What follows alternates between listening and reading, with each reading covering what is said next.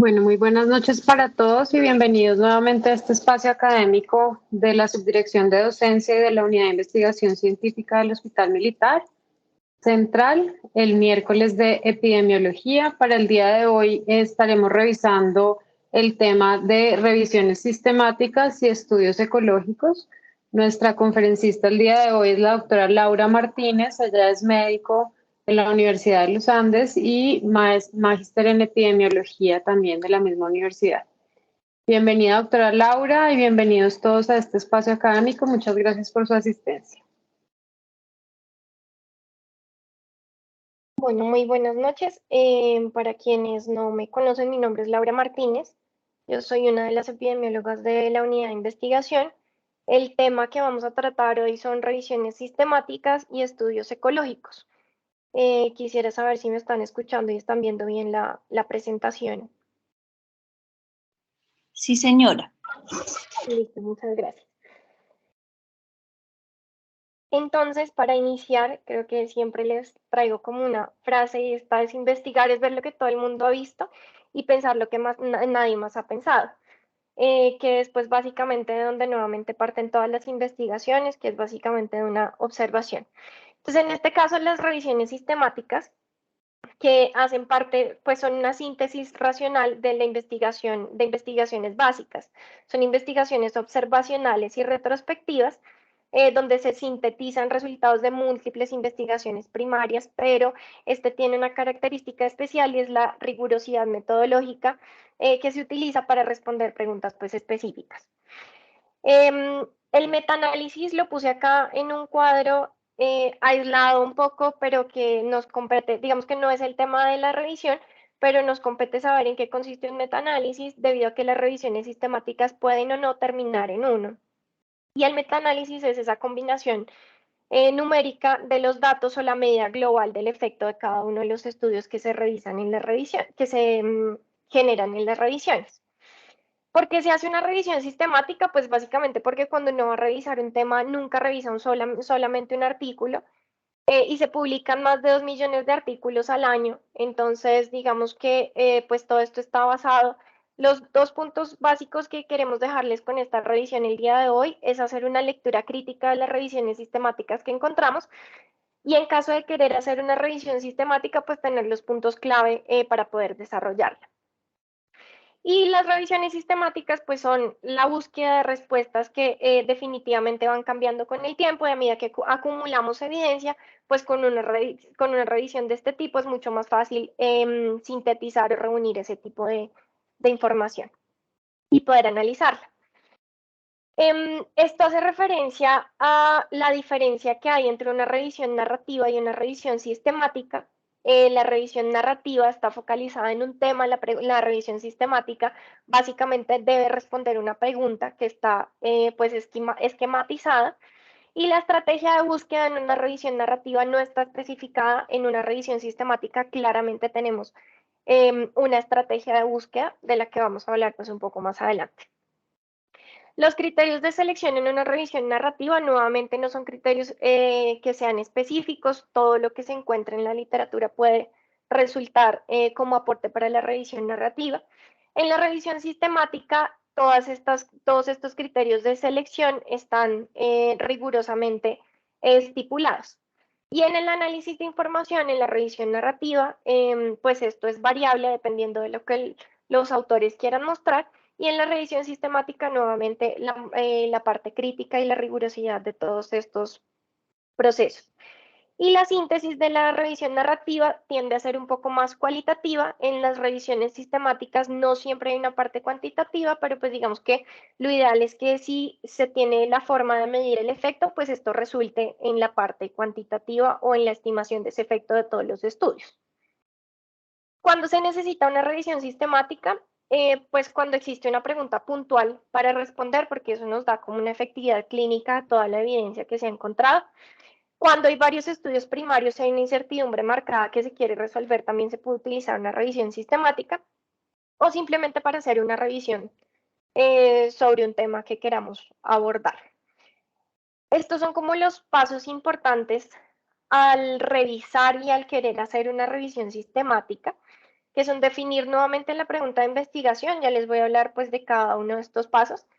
Definir claramente la pregunta de investigación, entonces nuevamente ese vacío del conocimiento debe ser plasmado en una pregunta que sea muy específica para poder responder y empezar a hacer la búsqueda de los artículos o de las referencias bibliográficas que van a ser importantes para estos temas. Ya habíamos hablado un poco de esto, la pregunta puede estar un poco guiada por la estrategia PICO, que nos hace referencia a la población, la intervención, el comparador y el resultado que esperamos tener. Y debemos ser específicos con los tipos de estudio que son apropiados precisamente para resolver esta pregunta en específico. Al seleccionar las fuentes, pues esto va a depender mucho de la pregunta que se utilice. Generalmente podemos utilizar las fuentes bibliográficas que normalmente consultamos, PubMed, revisiones sistemáticas. También hay referencias secundarias, que son las referencias que encontramos cuando hacemos la búsqueda dentro de esos artículos. Yo encuentro un artículo y me voy a la parte de referencias y ahí voy a encontrar otros artículos que también puedo utilizar como referencias secundarias. Sin embargo, hay que tener cuidado porque hay algunos estudios que solo incluyen artículos en sus referencias que favorecen los resultados que ellos están esperando encontrar. También se pueden utilizar otros registros de estudios que están en marcha. Y digamos que para formular el plan de búsqueda de los artículos, hay que tener varias cosas en cuenta. Hay que evitar el sesgo de selección, que es un poco lo que les estaba mencionando, evitar tener solo artículos que favorezcan el resultado que se está buscando o lo que se espera encontrar. No incluir estudios relevantes, pues también provoca un error sistemático en la medición que se va a hacer del efecto. El sesgo de publicación, que hace referencia a las revistas que aceptan solamente los resultados positivos, ya les voy a ampliar un poco más esto más adelante. Y también tener en cuenta toda la parte de la literatura gris, informes técnicos, actas de congresos, tesis doctorales, que también hacen parte pues, de las revisiones que hacemos. Para especificar los criterios de inclusión y exclusión de los estudios, digamos que eso pues también depende del contexto en el que esté enmarcada la revisión. Sin embargo, lo que generalmente se incluye o se busca como criterios de inclusión son el idioma, se incluyen todos los artículos que estén en inglés porque pues básicamente digamos que es la literatura con mayor evidencia. Las fechas de publicación hay que tenerlas en cuenta, los diseños de los estudios, el tamaño de la muestra, las variables del efecto y los grupos que se usan de comparación. ¿Qué criterios se usan en general? Con las revisiones sistemáticas, las opiniones de expertos, los casos únicos o las editoriales. Lo siguiente, pues, es tener una lectura crítica dentro de tanta evidencia que encontramos hoy en día. El aporte que nosotros podemos hacer al revisar todo esto es poder hacerlo de una forma crítica y con una revisión, pues, estructurada de lo que debemos tener en cuenta. Entonces, en cuanto a la lectura crítica, pues la lectura crítica lo que nos permite es conocer el valor agregado de cualquier investigación, diseñar una estrategia de búsqueda también y hay que tener mucha claridad en los términos de búsqueda de cada una de las bases de datos y de las fuentes. Eso debe quedar completamente especificado a la hora de generar o de hacer la revisión sistemática. ¿Cuáles fueron los términos que se usaron para cada una de las bases? Y otros aspectos a tener en cuenta son un poco la validez interna, que hace referencia a los errores aleatorios y sistemáticos, y la validez externa, que hace referencia a la extrapolación de los resultados. Las revisiones sistemáticas deben ser completamente reproducibles, es decir, que cuando yo la publique hay alguien que puede coger el proceso, volverlo a realizar y debe obtener exactamente los mismos resultados. De eso se trata, pues, una revisión sistemática también bien hecha y que se pueda reproducir a la hora de querer ponerla o de querer exponerla.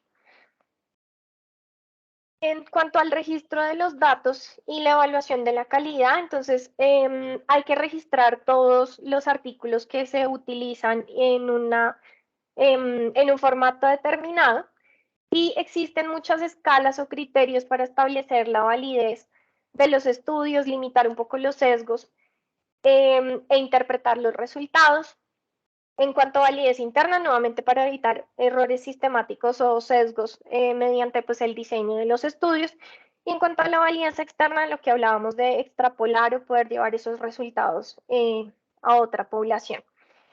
Existen diferentes escalas. Esta escala que les muestro acá nos ayuda a evaluar un poco la calidad metodológica de los ensayos y considera pues únicamente aspectos que están relacionados con sesgos de aleatorización y enmascaramiento cuando se usan ensayos clínicos. Es solamente, digamos que uno de los ejemplos con los que uno podría evaluar la calidad de los estudios. Y este viene siendo como el flujograma que debe quedar en la revisión sistemática de la identificación que se hizo de la búsqueda bibliográfica, los registros que se hicieron de otras fuentes también, después de hacer, digamos que la remoción o la revisión de los estudios duplicados, cuántos estudios me quedaron y cuántos estudios fueron excluidos, siempre se puede hacer una parte que es cualitativa, que es describir cómo se hizo esta revisión y por qué se sacaron algunos artículos, aparte de los duplicados y demás, y dejarlo siempre registrado en el flujograma, que es como la parte cuantitativa, por decirlo así, de tener pues acceso también a esa información. Y nuevamente aquí pues quedan al total de los artículos que se eligieron para llevar a cabo ya como tal el análisis. Cuanto a la interpretación y presentación de los resultados, entonces, digamos que cuando uno habla de gráficas sobre la efectividad clínica de la intervención, cuando las revisiones sistemáticas permiten hacer esto, habla uno de un forest plot o un gráfico de efectos, que es este que vemos acá.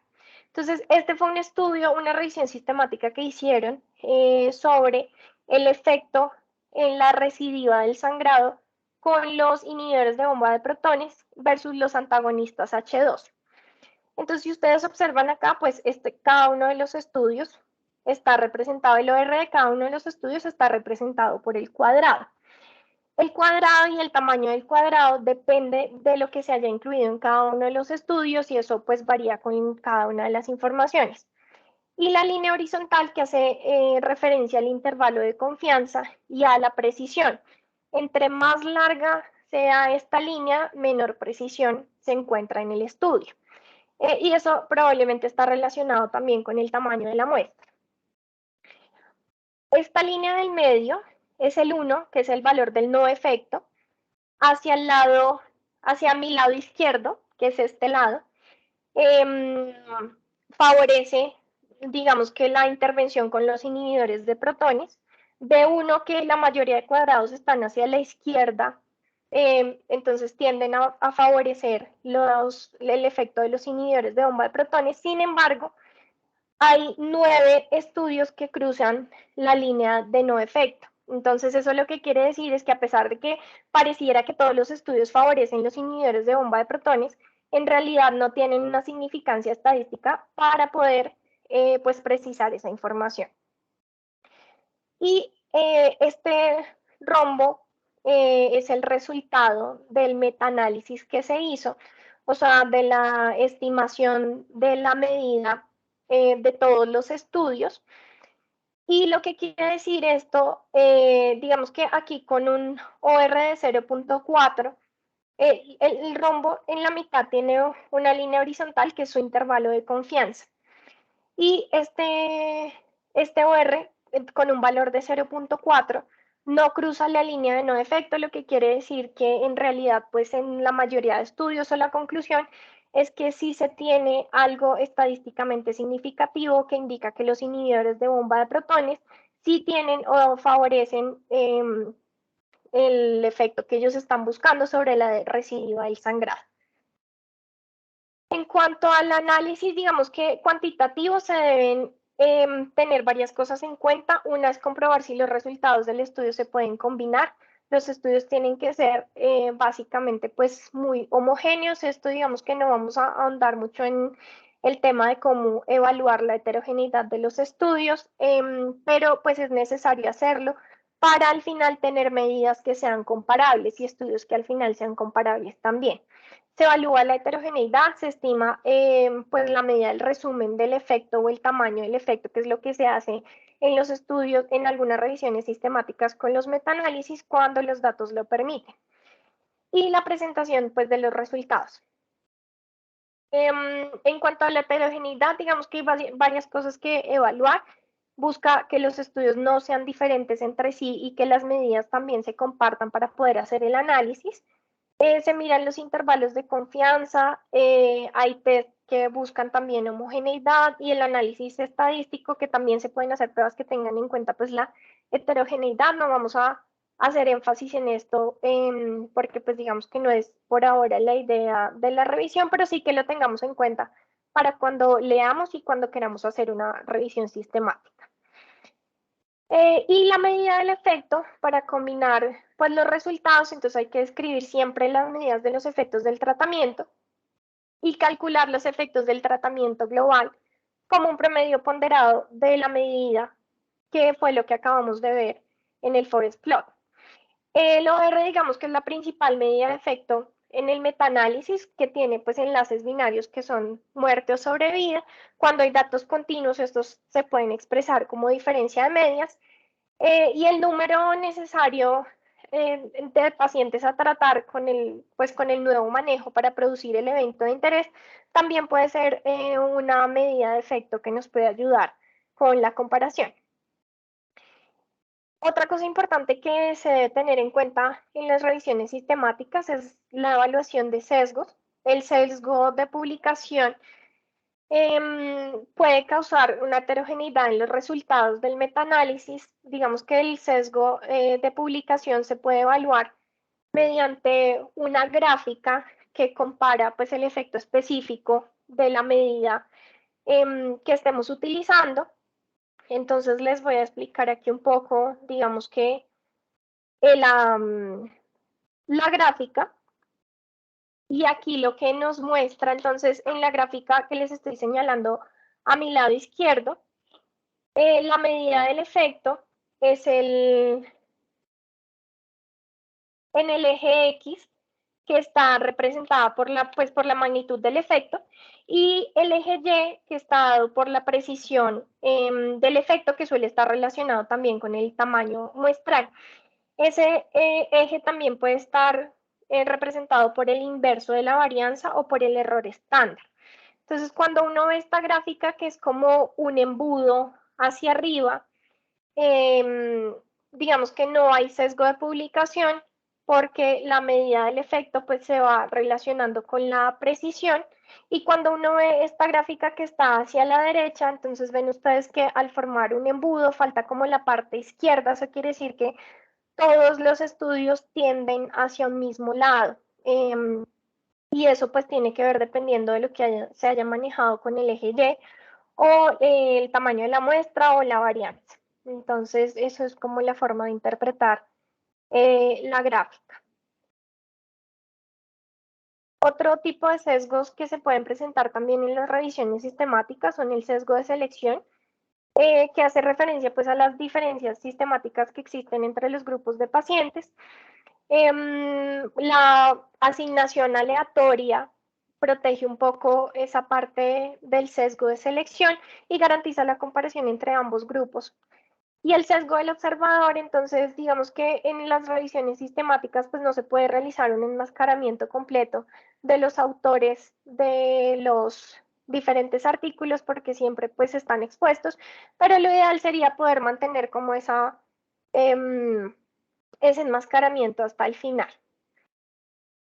Esta es la guía Prisma, que es como nuestro lineamiento o el lineamiento que se usa para los reportes de revisiones sistemáticas. Esto es importante cuando vayamos a someter a los artículos o las revisiones a publicación, siendo pues muy estrictos con cada uno de los ítems que aparecen, título, abstract, la introducción, que esté muy concreta y muy específica la metodología, cuáles fueron los criterios de elegibilidad, los criterios tanto de inclusión como de exclusión, cómo se hizo la medida del efecto y la síntesis del método pues, que se usó para llegar a la revisión sistemática. Esos criterios pues, están disponibles en cualquier revisión bibliográfica. Esta es como la continuación, toda la parte de la discusión. Y las consideraciones éticas que también se deben tener en cuenta pues, en las revisiones sistemáticas. Algunas de las limitaciones que existen con este tipo de estudios, que pueden incluir menos estudios que la revisión narrativa precisamente por la rigurosidad metodológica que manejan, no sustituyen el ensayo clínico, pero son una muy buena herramienta cuando no existen ensayos clínicos. Y los metaanálisis definitivamente que se hacen en algunas revisiones sistemáticas nos sirven para generar hipótesis, no como toma de decisiones, pero pues digamos que todo esto va ligado y relacionado al desarrollo de la investigación. Entonces son una muy buena herramienta para sintetizar toda la información que tenemos con pues, las limitaciones mencionadas. Eso era como lo que quería mostrarles de las revisiones sistemáticas. No sé si hasta ahora hay alguna pregunta de eso. El tema que vamos a tocar ahorita son estudios ecológicos. Esto pues simplemente como para darles una herramienta y mostrarles un poco en qué consisten y cómo podemos utilizar los estudios ecológicos, que también son muy útiles cuando tenemos pues información disponible. Entonces son estudios sobre las características del grupo, es decir, la unidad de observación es un grupo, ya sea diferentes áreas geográficas o diferentes periodos de tiempo. Nos sirve también para generar hipótesis y tiene utilidad cuando hay nuevas exposiciones en poblaciones humanas. Entonces, este es solamente pues un ejemplo de un estudio ecológico que se hizo de la relación entre el agua clorada y el bajo peso al nacer. Entonces se calculó la frecuencia del bajo peso al nacer en 14 municipios de Taiwán, donde el 90% de la población estaba abastecida con agua clorada y menos del 5% pues estaba abastecida con agua que no era clorada. Entonces, estos son los diferentes tipos de estudios ecológicos. Existen estudios exploratorios que comparan tasas de enfermedad entre muchas regiones y la frecuencia de la enfermedad también a través del tiempo. Los grupos múltiples son asociaciones entre niveles de exposición y la frecuencia de la enfermedad. La fuente de los datos es una fuente que tenemos siempre muy cercana, que son las estadísticas de morbilidad y mortalidad. Entiéndase esto también como fichas de notificación que nos aportan información valiosa cuando se va a realizar este tipo de investigaciones. Las series de tiempo, que son las comparaciones de las variaciones temporales de los niveles de exposición y los cambios en la frecuencia de enfermedad. Y hay estudios mixtos que incluyen series de tiempo combinadas con evaluación de grupos múltiples. No se puede hacer una inferencia causal en los estudios ecológicos. Uno no puede hacer inferencias individuales a partir de estudios grupales, que es lo que se llama en epidemiología una falacia ecológica. Son útiles en salud pública cuando intentamos tomar decisiones de prevención y control de enfermedad. Es difícil controlar los factores de confusión en este tipo de estudios. Sin embargo, tienen utilidad en los contextos que les menciono. La enfermedad y la exposición son medidas al mismo tiempo y la estimación del efecto ocasionalmente se puede hacer con una regresión lineal. Esto depende mucho de la disponibilidad de datos que tengamos. Este es solamente pues un ejemplo muy famoso de la enfermedad del cólera, que es el traslado de esas observaciones y esas investigaciones a políticas públicas. Jon Snow era un anestesista que administró cloroformo a la reina Victoria durante un parto y básicamente pues él nos describe toda la epidemiología del cólera en Inglaterra, que y con la observación inicial se dejó 600 muertos alrededor de un pozo de agua.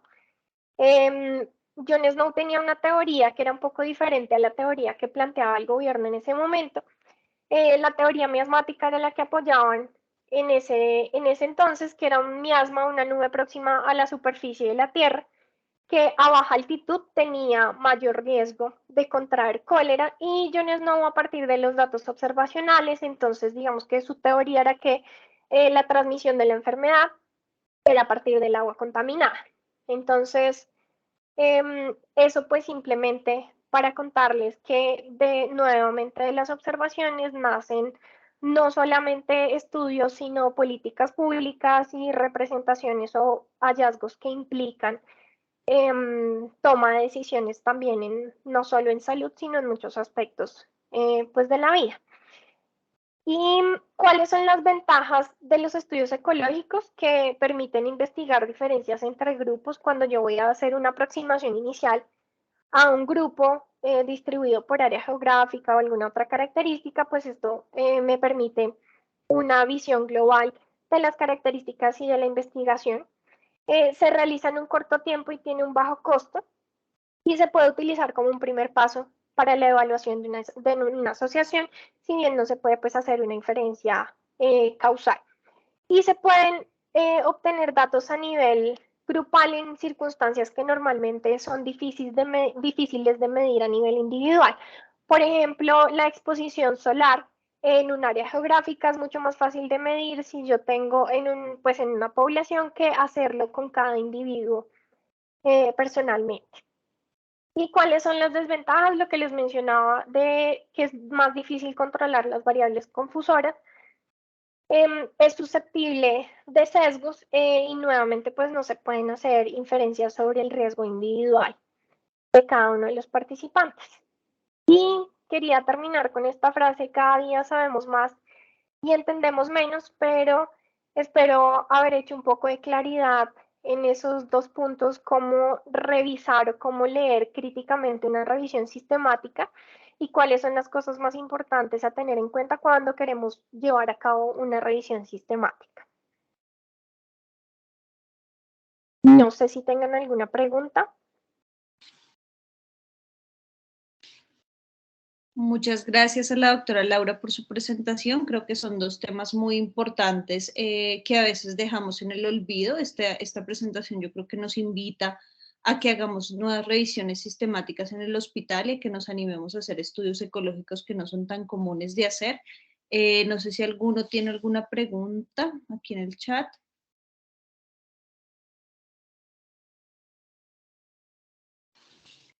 Viendo que no hay más preguntas, les agradecemos a todos por su participación. Muchas gracias, doctora Laura. Los esperamos el próximo miércoles de epidemiología con el tema de evaluaciones económicas y esperamos todos tengan una buena noche. Que descansen.